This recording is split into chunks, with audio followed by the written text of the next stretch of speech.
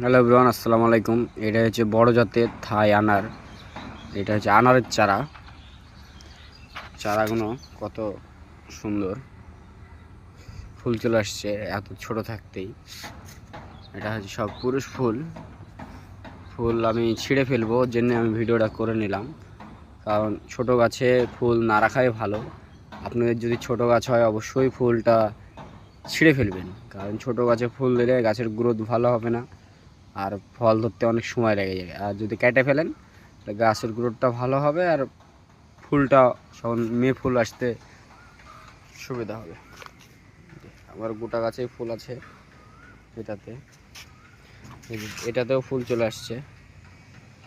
এগুলা সব আমরা কী করবো, ছিঁড়ে ফেলবো, যেভাবে ছিঁড়ে ফেলবো।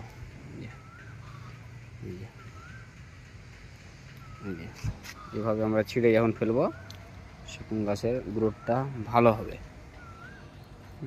সব একটাও রাখবো না, মানে যা আছে একদম মুছে ছোট বড় যা আছে এইভাবে যদি ছিঁড়েন তাহলে কি গাছের গ্রোথটা ভালো হবে। আরও আছে,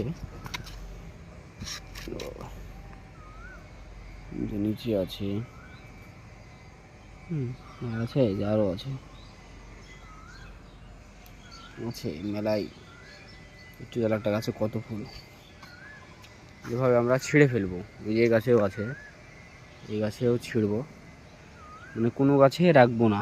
আমার এগুলো সব থাই, মানে অস্বাভাবিক ফুলে যায়, একটা দুইটা তিনটা চারটা। এখানে কয়টা ফুল দেখেন, একটা পাশে দুইটা, এখানে একটা, এখানে একটা।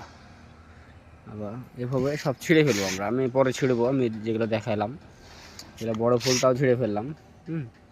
এভাবে আপনারা ছিঁড়ে ফেলবেন ফুল। আনার গাছের ফুল ছিঁড়ে ফেলতে হবে ছোট থাকতে। একটু বড় যখন হবে তখন আপনারা ফল নেওয়ার চেষ্টা করবেন। আসসালামু আলাইকুম।